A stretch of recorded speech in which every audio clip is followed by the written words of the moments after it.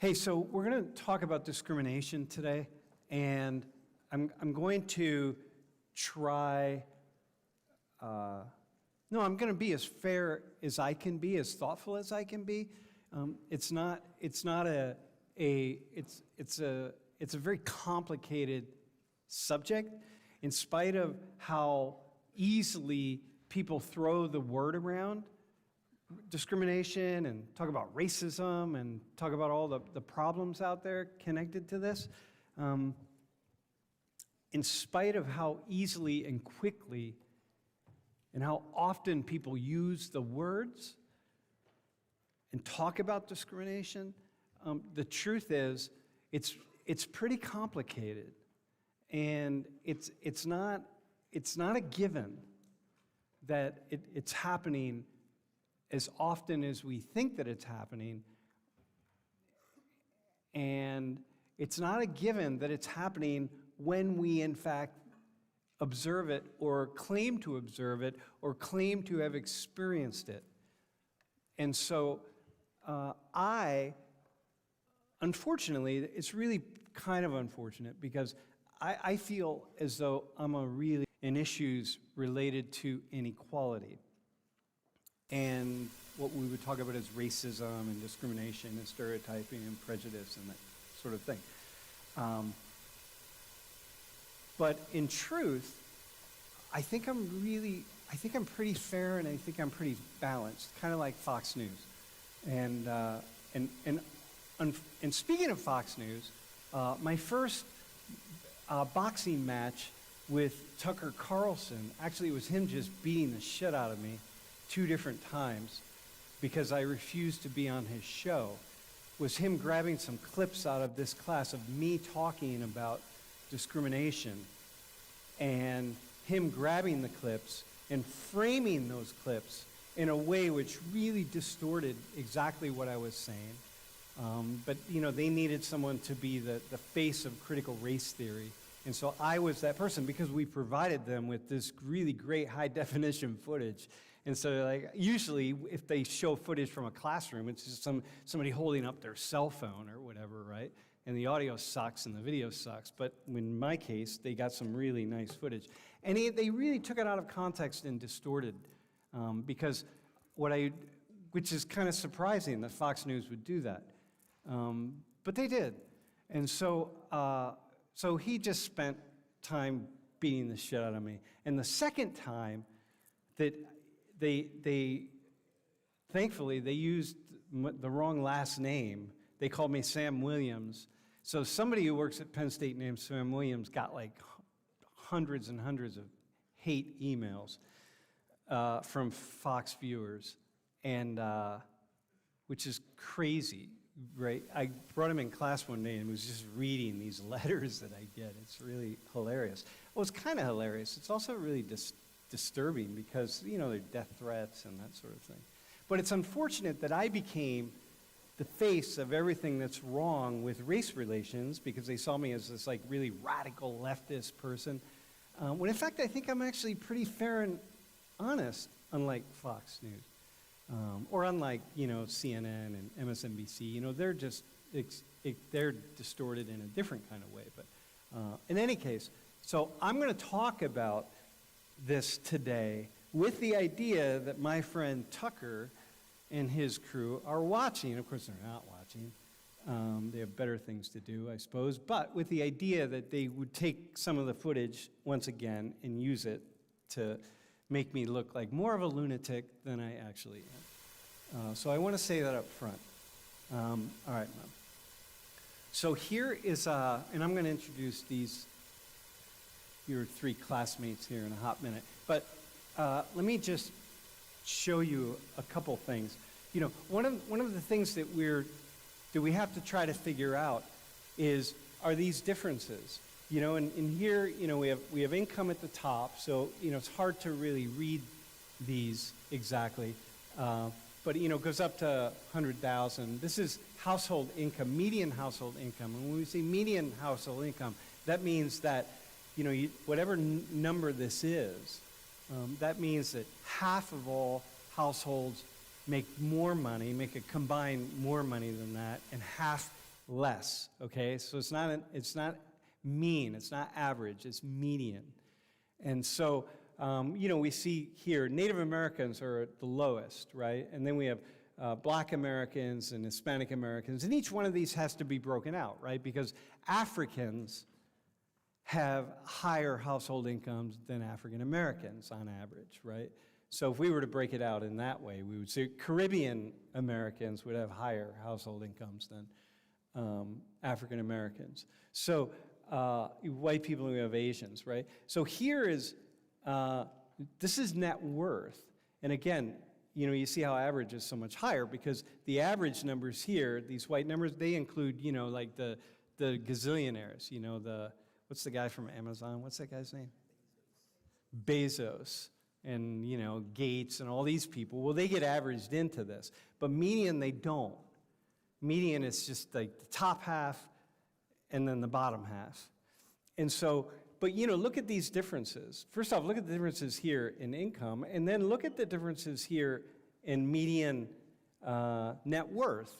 And when we say net worth, what we're doing, we're adding up all your assets and then subtracting your debt. And those are some really significant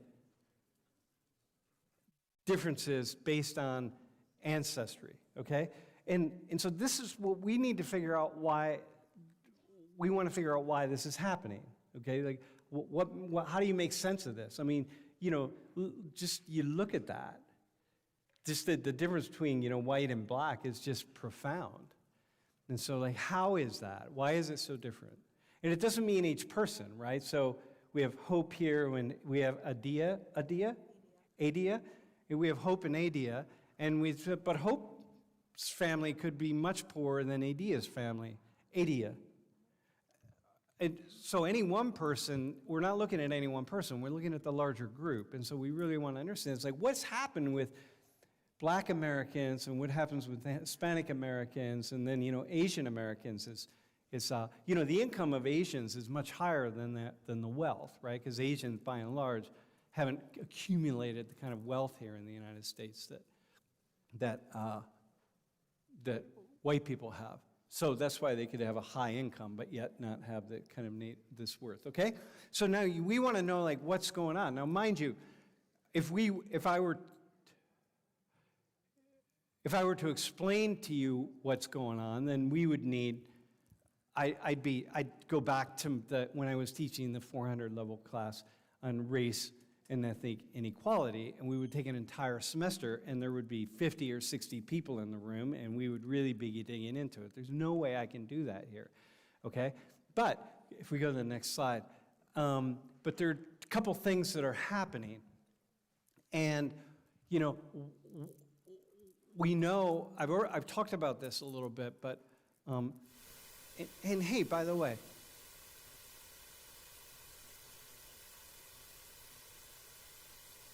this is really valuable, what I'm going to dig into right now. You want to download this into your brain, and you want to remember this framework, okay? So for the three of you, like, really hold this. On one side, you have the decisions that people make. So we think about why is there this inequality? Why do white people on average earn more money, and why do they have greater net worth on average, and so on and so forth? White families, right? So well, clearly, because white people made different decisions, and white people are making different decisions, and that this is happening, right? People that make more money are making different decisions than people that make less money. I mean, that's just that's part of it, right? And the question becomes why, right? Why are they making different decisions? Like, what's going on? Is it, what they're used to, what they're brought up in, what they're expected to do? Like, for me, for example, it's a miracle of fate that I'm here, because my mom, when I graduated high school, she was perfectly happy with me being a house painter, which is, what I was doing, playing music and house painter. Like, she was fine. She never once suggested I go to college, and when I said I was going to go to college, she was like, well, do you think you can do that? Do you think you can do that? You know what I mean? Partly she understood that, I was like a pothead, but But part of it was just not the expectations. So like, why would I even try, you know? But in any case, there are different decisions. But at the same time, people are making decisions. Those decisions are framed by factors and forces that are largely outside of people's control. So it wasn't chance that I grew up in the working class, right? I have my mom, she had never gone to college, and my dad had died, and he hadn't gone to college, and so like, had I lived in a different class, they would have expected me to go to college, and so it would have been different. It was just, I would have lived my whole life with that. So there are factors and forces outside of our control, right? So like, one of the reasons that, you know, clearly black Americans continue to be way behind on accumulating wealth is because, well, listen, man, it's not true. You know, the Pittman family that was sitting right up here, I mean, they are like, they come from families of college, going to college. Like, they're investing, they're like, you know, they're way beyond where most of you all are, right? Most of the white people in this room, like, they're thinking about shit that you're not thinking about, but there are other people who are not, just like there are white people that are not. And so, you know, people are making sometimes really just poor decisions and like really dumb decisions and like whatever the case is. But then the question becomes, why are there so many black people and Hispanic people that appear to be making really dumb decisions, right? Why is that?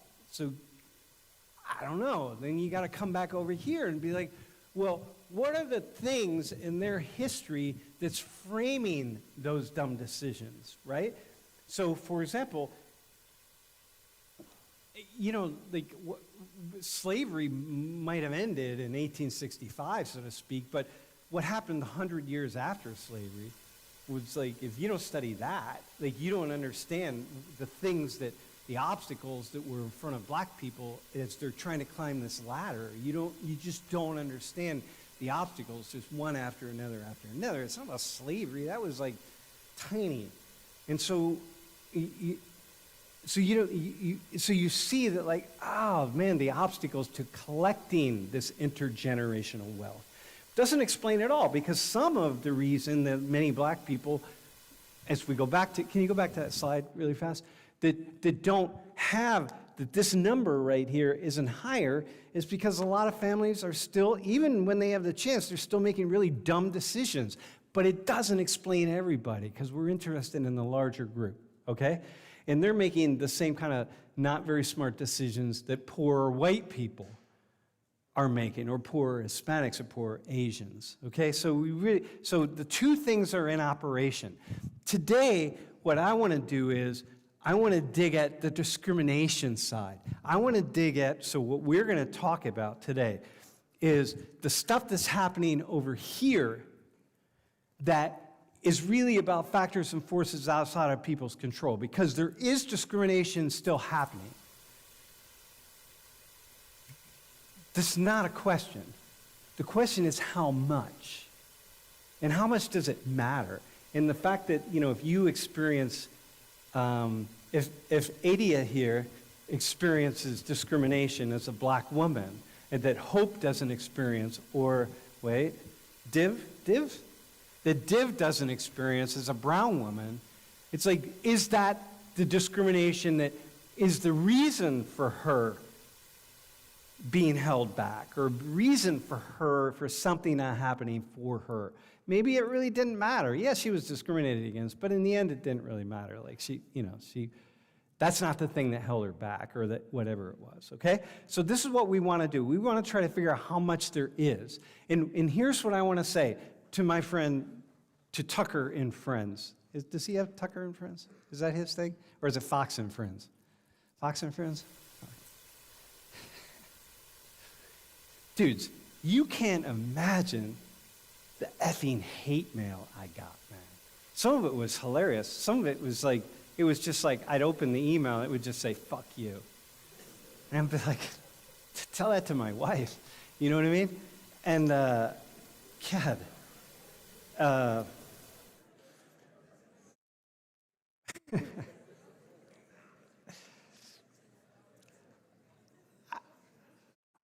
Some of it was just, you know, sometimes it's just, some of it was just like, holy shit, you have so much venom in you. You know what I mean? I'm a nice guy. Do I seem like a nice guy? I'm a really nice guy.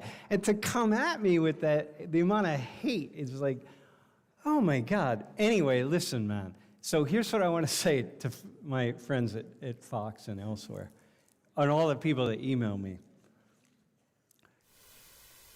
Hey, wait, you got to put your computers away, though, bro. Yeah. All right. There's more discrimination going on than many of you imagine there to be. Okay? There's much more discrimination going on than many of you imagine there to be. Okay? And there's a lot less discrimination going on than many others of you imagine there to be. Okay? Now you just got to figure out where you're at. And you got to work it out. And so, like, I don't know where you stand, but I know as someone who's spent countless hours, hundreds and hundreds of hours over my life really digging into this, I'm just find myself going back and forth constantly. And so I'm just trying to be fair and weasel out of this. All right, man, let's go. Turn your mics on. We'll start with, I just introduced you. Anyway, say something about yourself, please. Hi, everyone. My name's Div. Oh, wait. Before we do that, can we do the quiz? Yeah, do you have your phones? Can we do the quiz really fast? You get to do it twice, therefore.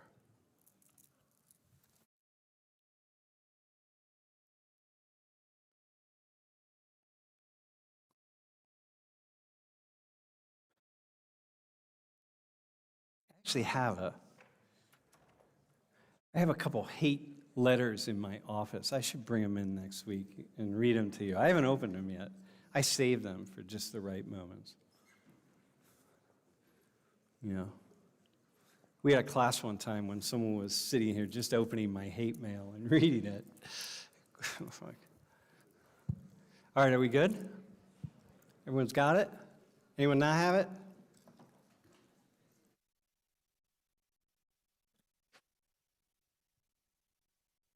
Okay, you are on. Hi, everyone. My name's Div. I'm a senior majoring in IST, and I guess a little bit about my background. I was born in India, but I've lived the last 20 years of my life in the U.S. Okay. My name's Hope. I'm a sophomore public relations major, and I'm from North Jersey. Lived there my whole life. North Jersey. North Jersey. North, N-O-R-T-H, yeah. Where in North Jersey? What town? Summit. Summit? All right. Hi, everyone. My name is Adia. I'm a telecommunications major. I'm a senior, and I'm from Brooklyn, New York. And I'm West Indian or Caribbean, whatever you want to say. And she's here. She's not in the Caribbean. Oh, yeah. I was born in America, but then I was raised in St. Lucia for like 5 years right after I was born. And then 2 years after that in Trinidad, and then I came here. Man, all right. Okay. Doe, are we good? Yeah, you're good? All right, man. Okay, so listen. So first thing I want to do, I want to talk about discrimination in a hot minute, okay, for a minute.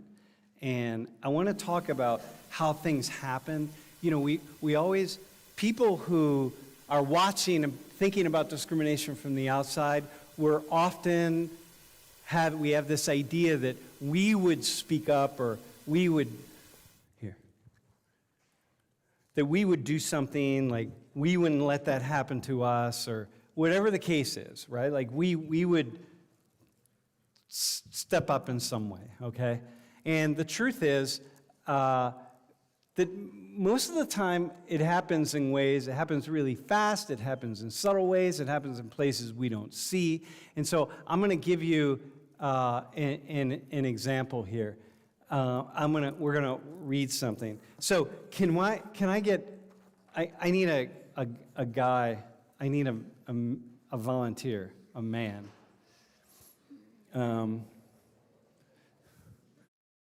Who just wants to, feels like they want? No, he looks too nice, man. I need someone that, dude, how about you, man? You're on. All right, here. Dude, what are you clapping for? He hasn't done anything yet. All right, have a seat there. And Adia, how about you? How about you sit right here? No, you don't have to read, but you need your microphone. All right, bro, what's your name? My name is Jack. Jack? Yep. All right, Jack. Here's what's up. You all you're doing a job interview, okay? Now, you're interviewing her for a position, okay? And you're going to read these questions. Okay. And you can get into it a little bit, but you're going to read the questions as they are, one at a time, and you're going to answer. This is a job interview, okay? So imagine that the two of you are alone in an office. You're not in front of all these people. The cameras are on. Like, you're alone in an office. You got it. Jack walks in. He's like, all right, go ahead, Mom. Okay. What's your name? My name is Adia. Okay. Where's your family from? My family's from St. Lucia in Trinidad. Trinidad. Okay. You can kind of be like, oh, yeah, cool, all right. Okay. He already looked at the questions. All right, go ahead. It says in your application that you're in college. What are you studying? Telecommunications. Telecommunications. What is that? Like, I'm just studying like media studies and broadcasting. Stuff okay, like that. that's cool. What's your work experience? Right now, I have a couple years in hospitality. I've also been doing a lot of internships just in media. So I've worked with a celebrity over this summer, interning for her, doing like all her socials and stuff. And then also, right now I'm doing one with Penn State Athletics. Wait, are you not allowed to say like which celebrity it was, or Oh, Maria Menounos. I just feel like people don't know her. who was it? Maria Menounos. Maria Menounos. Yeah, I don't know her. feel like people. Oh, I'm film. It's all right. You can show for Maria. All right? Do you have a boyfriend? No. No. Okay.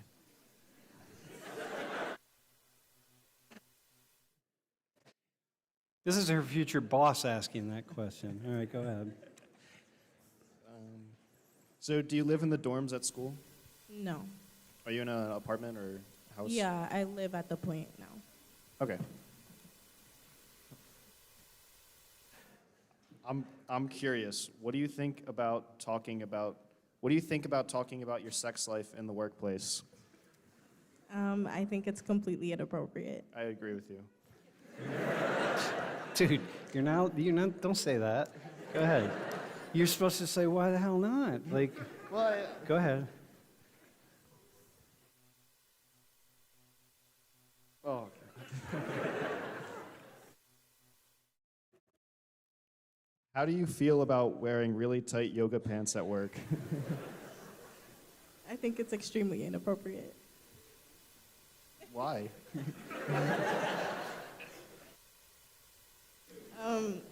I just think that's not business professional. Yeah. You should say, depends on the job, dog. All right, is that it? Is that all of them? All right, thanks, man. You rocked it. All right. So wait, so here's what's up. Now,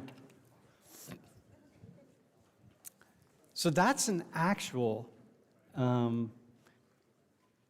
this is an actual experiment that somebody did, okay, to look at how the different ways in which women are treated compared to men. So can you go to the next slide? And what they did was they sent a survey out to 197 people, women, young women, and they asked them, hey, if people ask you these questions, like, about your boyfriend, about your sex life, or your girlfriend, whatever it is, but in this case it was boyfriends, okay? Your sex life, about wearing yoga pants, these kinds of things. How would you respond? And 2 out of 3 said that they wouldn't answer. They wouldn't even answer the question. They would just sit silently, and refused to answer. So then, 16 out of the 197 young women said, in fact, not only would I refuse to answer, I would get up and I would walk out. Okay? Does that sound like what you would imagine young women would say? Like you said, it was inappropriate. And did the two of you, can you imagine that? Okay? So then they said, okay, let's set this up. Let's set up a workspace. We'll invite 25 young women in for an interview with a boss, a male boss, right? And the potential male boss. And the male boss is going to start asking, going to do a mock interview. And we're going to see how these young women respond. 2 out of 3 said they would refuse to answer. 16 out of 197 of them said that we would walk out. And so, go to the next slide. So, they did 25, and 0 of them refused to answer, and 0 of them walked out. And the idea is that, we're doing this little thing up here. It's a little different because I'm just showing you what happened. But the idea is that we all have a way of thinking that, oh, I would never do that, or I would speak up, or I wouldn't act like that. I would never be that boss, or I would whatever. However it is, we have this idea, this self-assessment that we're much more aware and more powerful and more thoughtful and more everything than anybody else. And most of us really are not. When push came to shove, all these really tough feminist women who are going to hold their ground to this macho nonsense, in the end, they all just capitulated, answered the question, smiled, and did what they were supposed to do. And what women, straight and not straight, have been taught to do. How do you have just a thought on that, by the way? Who has a thought on that? I literally have done that already before. Like, I've said, like, if I've ever been in a racist situation, that I would do this, I would do that. Like, I would tell them about themselves, and like literally, it's actually happened, and I did not do what I said I was gonna do, and I was like, dang. But I think it's so different, like just being in the situation rather than just like thinking about how you would say it, what you would feel, because the feelings are so different, and I think that's what really changes what people end up saying. Mm. Yeah, it's a very different situation, right, when you're actually in it. Yeah, Hope, how about you? Yeah, I'd have to agree. I always think that if I'm put in a situation like that, I would, get up, tell them off. But I've had a situation like that. I've had a male employer tell me after like a year of working there that I no longer could wear leggings to work, like not wear yoga pants, but all other female employees were still allowed to wear them. He just told me I specifically wasn't allowed to anymore, and I didn't do anything about it. I just started wearing jeans to work. Because he told me I wasn't allowed to wear leggings. And like I think it was like he was kind of creepy. Like it was definitely not a great situation. And he like just came to me next to the desk one day and was like, yeah, it's distracting. You're not allowed to wear yoga pants to work anymore. And I just kind of like shut my mouth and was like, okay. And then I just started wearing jeans. Uh-huh. I mean, yeah, this is the kind of stuff that we do. Do you have any thoughts on that? Does that surprise you at all? As times went on, like I've done internships, I've worked in the professional world a little bit, I don't think it surprises me as much, like the reaction, because I think especially as women, sometimes we're told, like, sometimes there's that fear of not being believed as much if I do tell somebody about what's happened. And also, I think the other thing is fear of retaliation. So I've had those situations happen to me, and I'm not going to really speak out about it because I don't want anybody to think that I'm a problem to work with, even though that in itself is wrong. And like in an ideal world, I'd be able to tell somebody and there would be consequences, but you don't want to be seen in a certain way. And I think also, like, I wouldn't want it to impact my career. So that's kind of what's going through your head when situations like that arise. Like, it's wrong, but really what do you feel like you can do? And also, maybe sometimes it's like really gray area, right? We're not really certain it's wrong, right? With you at yoga pens, well, you didn't tell everybody else. It's like, wait, what is this? And then you're confused, and you're, in your case, with the race situation, my guess is, with most situations, it's not completely black and white. It's not super clear, and so you don't know, and then you're left wondering, like, did that really happen? Like, I'm not really sure. And, it's a complicated thing. So listen, can you go to the next slide? So here, here's an example of a kind of thing that goes on that you don't know about if you don't know about it, if you're not talking about it, right? And so if you are talking about it, like the other day when we had class, and I forget who, was it Anch? The Indian guy, bro, Anch, right? Yeah, got it. When he said, oh yeah, but man, you got to know, like, Indians, like, there's just among Hindus, there's just so much anti-Muslim ideas or sentiments, and among Muslims in India, there's so much anti-Hindu sentiment. But if you don't know that, you don't know it. Like, you don't have a sense of it, right? Have you ever heard the term whitewashed? Do you know whitewashed? Like, in the world of real estate, do you know what that means? I think a little bit. Like, I know in like certain neighborhoods that might be more like white, the valuation could be higher versus neighborhoods that are more like minority dominated, even though the actual like properties themselves could be very similar. Okay, all right. Hope, do you have any, have you heard of this? I would have said like the same thing. That would have been my guess. Uh-huh. Not in the world of real estate. No. Yeah. Okay, so here's this family, right? They buy this house in Marin County. They're like, 11 to 12 miles outside of San Francisco. They buy it in 2016 for a little over $500,000. And they do a lot of work on the house, significant renovations for the next, 3 or 4 years. And then they get an appraisal in 2019 because they were refined. And because interest rates went way down, and the appraisal goes up to almost $1.5 million, $1.45 million, okay? Then, in the next year, the interest rates really dropped again. And they said, damn, okay, this is going to be really good for us. Let's do another appraisal. And let's see how this operates, because we can save a bunch of money. Clearly, the value of our house has gone up. And the appraisal comes back at $1 million. They're like, what? Oh, come on, man. They're like, what's that? So they have this idea that they whitewash it. And basically what that means is, Adia's family, Adia's living in the house, but her family is friends with Hope's family.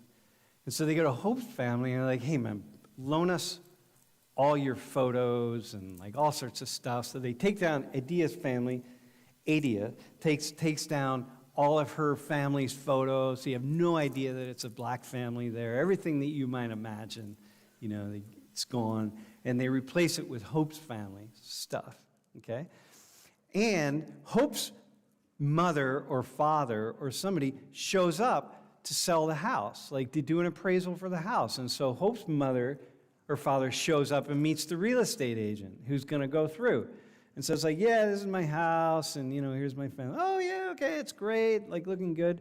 And they get the next appraisal, and it's $1.5 million. They're like, yo, what's that? Like, what is that? Well, what do you know about real estate? What's your sense of real estate in black people? Do you know anything about it? I guess like what I've at least learned and heard is like in general black people don't have as like much property ownership compared to like white people. Uh-huh. And what about the valuation of properties in black communities compared to white communities? Generally it's less. And how is that, or why is that, or what's behind that? What do you know about? I don't necessarily know what's behind that, but because I'm not the one valuing those properties, but I think maybe there might be some degree of like prejudice. Uh-huh. Hope, do you have any thought on that? Like, why would black neighborhoods be valuated less valuable than white neighborhoods? I think a lot, like just what like Dev said. Like it's a lot of just like prejudice and discrimination and people thinking like that's a lesser neighborhood and they're just like putting their own biases on it. Mm-hmm. Black people don't take care of the neighborhoods. Black people aren't as interested in the communities. Black people are less interested in school. Black people are, et cetera, et cetera. You just like go down the list, right? So have you ever, Adia, have you heard of whitewashing at all? What I just described, you ever heard of people doing that? Now that it was explained to me, I'm not gonna lie, I'm pretty sure my parents have done that. Yeah, yeah. Dude, this is a common thing. Like, this is one of these things with black people. There's a whole, listen, it's like every group, doesn't matter. They're just things that are happening that you don't, people who are the Jewish community, there's just stuff in the Jewish community that if you're not Jewish, you just don't know about, you're not aware of it. This is a thing in the black community. Man, you whitewash. It's just common. In real estate agents, I may have friends who are real estate agents. This is just a given. You don't emphasize that, right? Because this sense of things, this is not true for everybody. It's not true for every real estate agent, right? It's not true for every person, but there are all these ways in which people subtly respond to things. And whoever did that appraisal is not, would in a million years, would not say, I'm a racist. And so therefore, I'm valuating this at 50% less than what it should be. There's no way that that person would think that, say that, or act on the basis of their racism, because it's money. You're a real estate agent, right? It's like, I want to sell this thing for $1.5 million because that's a lot more money in the bank for me, but they don't do it. Yeah, I was just gonna say, I feel like whitewashing happens a lot in real estate, not just within like, against like the black community. I think it happens with like all cultures. My mom is a realtor, and she also like stages homes, and whenever she's like doing that, she's looking to like make the home as like basic and Yeah. just like easy for the buyer to see that they could place themselves in. Yep. So if there's a lot of like things around the house, a lot of pictures, a lot of anything, no matter what the culture is, it makes buyers less interested just because it's harder for them to envisioning seeing themselves there. Right, so it's like it's an a Hindu family, Yeah. and they have like statues of Ganesh Yeah. or Krishna or something, right? That You're would like, most okay. likely all be taken down. Yeah, you want to But take that down. If it was an Irish Catholic family and they had a ton of whatever everywhere, like that would also be taken down. Like it's not Yeah. just, it's just to make it more, More bland. so everyone would Yeah. be able to see themselves there. Yep. And in this case, though, there's this stereotype or stigma with black people. It's like, oh, if it's black family that was in here, therefore the house has less value somehow. This is just kind of a given. So, but we don't know that, right? Like, we don't know if that's the case in this case, right? Like, we really have no idea. They ended up winning a big lawsuit, by the way. So, like, that's how this came up, because it's a lawsuit. So, like, real estate agents know not to do this, but people are gonna do it anyway. And again, not just blatantly mean. Okay, so go to the next slide. So we have these things called audit studies, and I'm going to talk about them now for a little bit, okay? And the audit studies are when you try to isolate the cause of the discrimination somehow, okay? You want to isolate the cause of the difference. Like in your case, we want to know, why did your boss just tell you to not wear yoga pants and not tell other people? You have no idea, right? Really, you can speculate, you can guess, but you have no idea. The only way you would know is if you set up some kind of experimental situation where you can control for all factors and forces, and then you isolate it to try to figure out, why does your boss tell one person and not another person? And then we identify what the difference is on that, right? Or some experience that you have, or Adia, an experience, the one that you said you had, right? That we don't know. We have no idea if this family was discriminated against at all. Like, we really don't know. But what we do is, we do these audit studies. Can you go to the next slide? And so we will get testers. And so maybe it would be like the three of you become the testers. And we have you go in and look at homes with maybe a partner, maybe your girlfriend or your boyfriend or your husband or your wives or whatever the case is, right? And we do it differently because we're going to test even for couples that are gay or lesbian or trans or whatever it is. And so what we're going to do is we're going to teach you how to wear the exact same clothes, and kind of in a way you're all wearing the same clothes anyway. You have sweatshirts on or hoodies or whatever, and we're going to teach you how to shake hands, and we're going to do it like the same level of firmness, and we're going to be like, okay, look in my eye when you shake hands, and you're going to hold it for 2.5 seconds, count 2.5, and then the same thing, 2.5, and you look in my eye, and we're going to and you're going to wear your hair in similar ways. You're going to be a similar height. You're going to speak in similar ways. You're going to say hello in the same way. We're going to control for all of these things. And then we're going to send you around to look at houses. Either the rental market, they're going to meet people like your mom. And then it's going to be, we're going to go to rental markets, we're going to buyer markets, and we're going to send you around. And we do, like 8,000 of these. We do thousands of these every year, okay? Or every couple of years. And we want to know, is there discrimination going on in the world of housing? Because housing matters. The difference between renting a house, for most people, their house is the most important source of savings that they have. And so therefore, it matters that you can not only buy a house and not rent one, but that when you apply to the bank for a loan, you get the same interest. We would want all three of you, when you apply, if you have the same income and same everything behind you, you should get the same interest rate, each one of you. There shouldn't be a difference at all, okay? And so we want to make sure of that. And if you have a higher, if Div has a higher interest rate, then that's money out of her pocket, and that's discrimination, and it makes no sense. If we control, if these three are exactly the same, what we do with these tester studies is we set them up with the same background, the same resume, the same application, it's the same amount of money in the bank.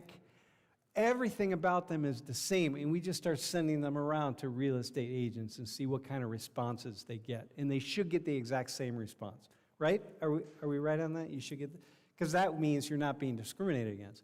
Now, wait, so I want to say something.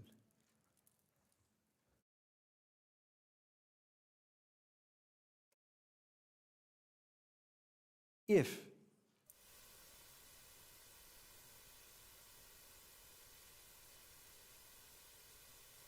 you're not studying, if you're not tracking these kinds of studies, things like this, first off, if you go back one page, or 2 slides, if you only read this story, that story. If you only read this story and you say, aha, there's discrimination happening. This is proof of it. It's that's not proof of it. That's just one case. So go 2 more slides again. But if you're not studying the research, what people are trying to discover, then you can't have an opinion on any of this stuff, right? Because you don't know, you have no idea. I don't know what I don't know what her experience is. I don't know what her family's experience is or her Caribbean community's experiences. I have no idea. I only know my own experience. So if I don't study that, I cannot say oh, there's no discrimination in the housing market. I would have no idea, right? Or if we just like your mom, we could listen to your mom and say, hey, is there discrimination in the housing market? Your mom might say, no, there's none at all. And it's well, why? How does she know that? She doesn't know because she's not doing the blind tester studies, right? Or she might say, oh yeah, there's lots of discrimination. And I'm well, how does she know that? She doesn't know that if she's not looking at the data, right? There may not be that much discrimination. Okay, is that cool? Dude, Tucker, that is so fucking fair, what I just said right there.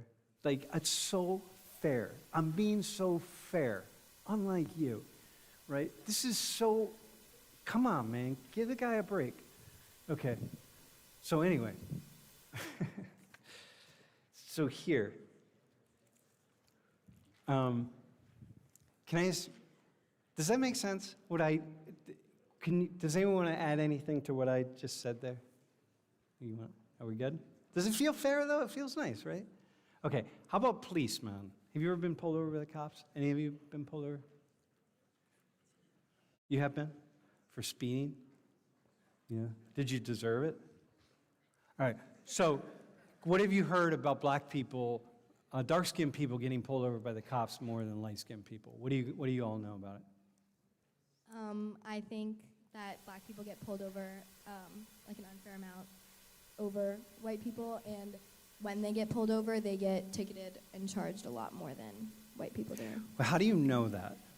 Because I think you've shown us data like in this class about that. I've just like seen it a lot. Like I think that's like a statistic that pops up a lot of times. Uh-huh.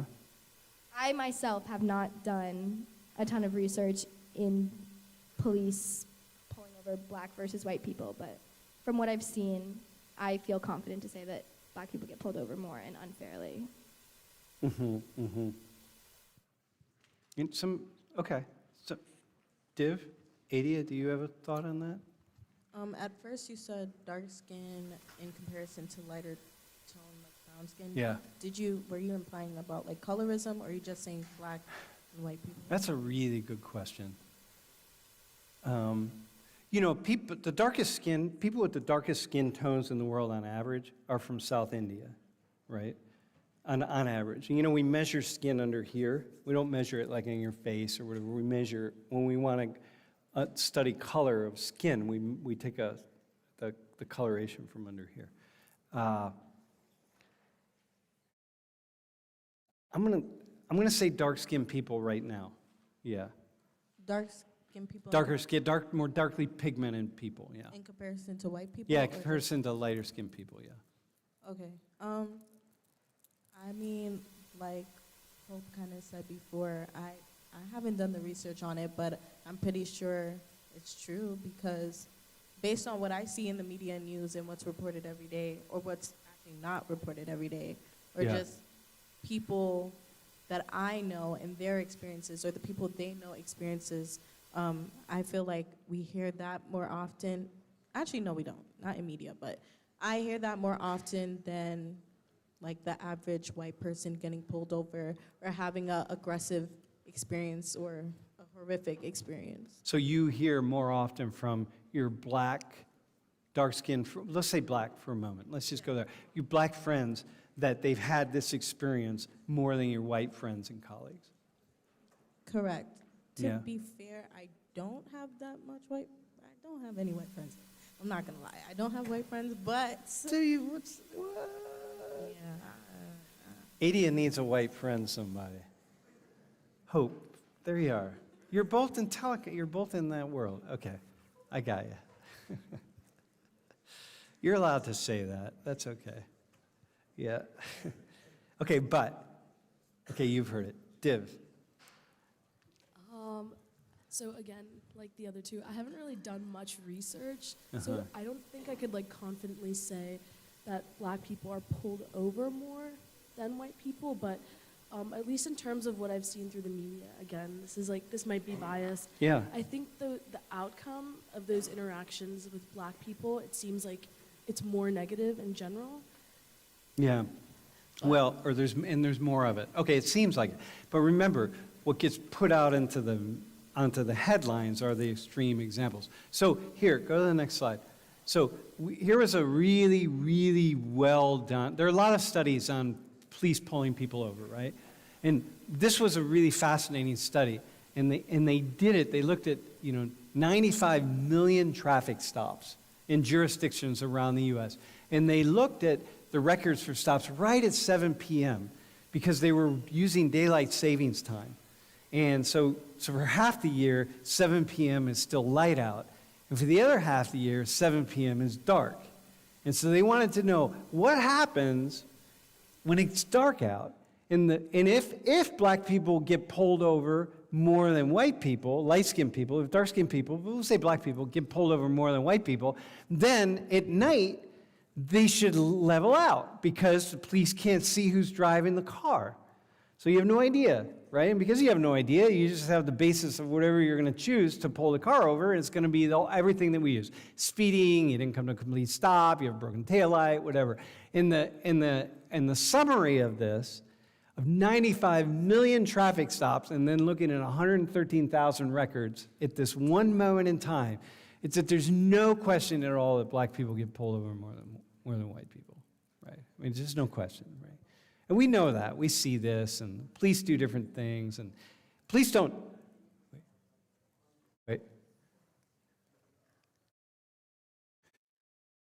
Police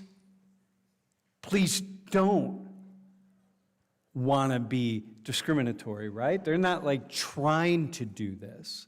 Some are, right? Some are, but a lot of times it's just like maybe the real estate agent who just doesn't even think about it. Or the person, whatever it is, you're just not really thinking about it.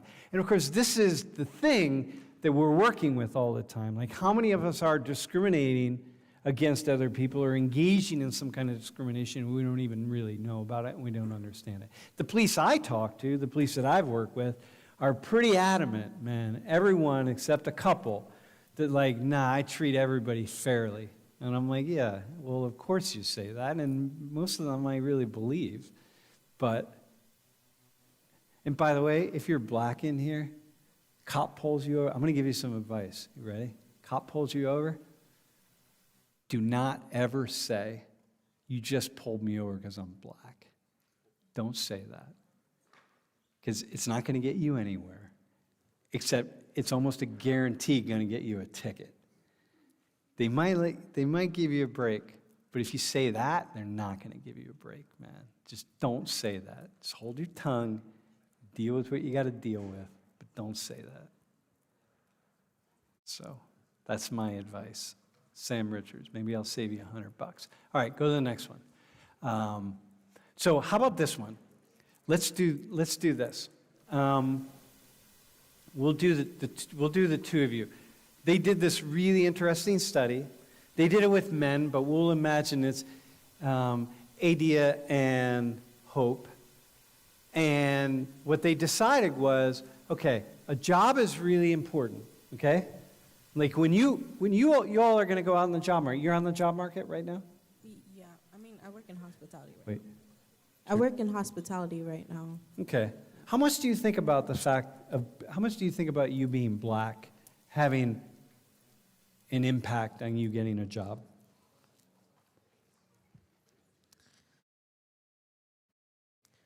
I mean, in terms of like after I graduate, I have thought about it and thought about how I will get overlooked because I am black in comparison to the other people that have applied.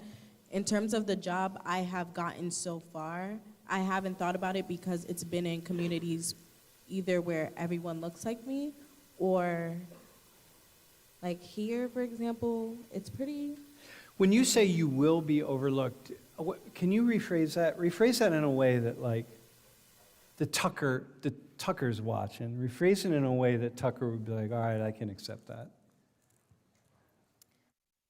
I just feel like he should accept it because that's how I feel. I'm not gonna lie. Like, well, no, hang I on, but feel compare you to Hope. When you say I will be overlooked, do you mean like every time? Do you mean like, what do you mean overlooked? Do you mean you won't get a job by every single person? By like, what do you mean? Like, I feel like it does depend on the employer, but I do feel like I will be overlooked in terms of like may not get picked for the job just because someone like Hope, for example, in comparison to me, like looks like Hope or has more opportunities given to her, for example, in her career or like growing up on her resume because she is Hope and I am Adia. How many more opportunities? Wait, hang on. I can't speak for you, but Listen to the questions I'm asking, okay? How many more opportunities? Because this is really important. Because I want to like give people a sense of how to say this. I don't know you, Hope, but I feel like maybe you had more opportunities growing up in like New Jersey in comparison to me growing up in Brooklyn, New York, like for you to like have different types of jobs, for example, and then like me, I don't think I had the same opportunities. Dude, it's Summit, New Jersey, man. It's Summit, like- New Jersey. Dude. Yeah. It's money. Got money up there, man. That doesn't mean Hope has money, but okay, so listen, Div, how would you say it? How would you say it with Adia compared to Hope? How would you say, for you, let's just say as a brown woman? Yeah, you compared to Hope. Define will you experience discrimination? If so, how much? Like, how would you say that? Your opportunities compared to her?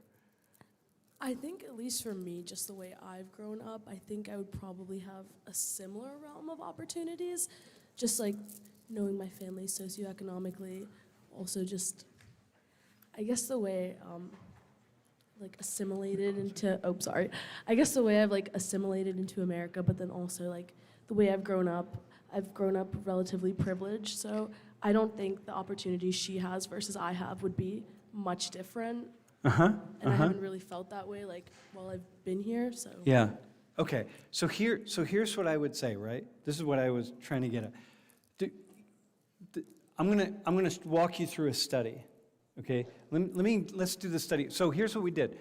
They decided, they took a couple people. Wait. They took a couple people, different pairs of testers, and they trained them how to shake hands, how to do eye contact, everything they needed to do. And they gave them resumes. And the resumes were the same. So like the resume that Adia gets, it's, you graduated from Michigan State University with an engineering degree, and your GPA was 3.42, right? And you were in X, Y, and Z clubs and this sort of thing. And Hope, you graduated from Ohio State University, an engineering degree, and your GPA was 3.43, and like you were in X number of clubs. And so we make you very much the same, okay? We have you dressed the same, and we did it also, people have done this with people of Indian ancestry and people of Hispanic ancestry. I just don't have the data for those, right? So we're gonna stick. And then they had you go into different jobs and apply for jobs and see if you could get a call back, okay? In an ideal world, the resumes are the same and they're the same. They're dressed the same. They talk the same. Like everything is the same. So we'd expect you to get the same number of callbacks or responses, right? We wouldn't expect it to be that different because this is like what happens. But what we do is they took turns. And so for half the times, Adia had a felony drug conviction for like sales or whatever. And the other half the time, Hope had the felony drug conviction. And then Div, the Hispanic and the Indian, so Div would have it other parts of the time, okay? And we want to see, like, how much does that matter? If they have these things going on with them, right? So go to the next slide.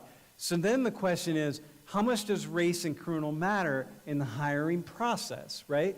So these were men, but they've done it with women. It's going to operate the same way, right? So who has the greatest advantage to getting hired? Of these folks, like who do you think? Who's going to be the one that most likely gets the greatest number of callbacks? Div, what do you say? I mean, off the bat, I would just say a white guy without a criminal record.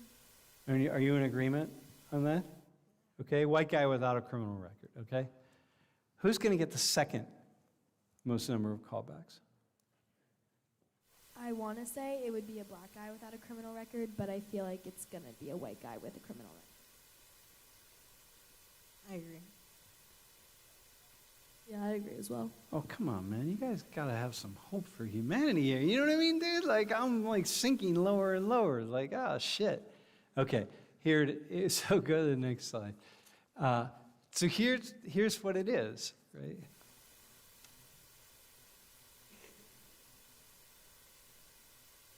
Oh, okay. So listen. So the percent receiving callbacks, 34% of the white person without a criminal record got callbacks.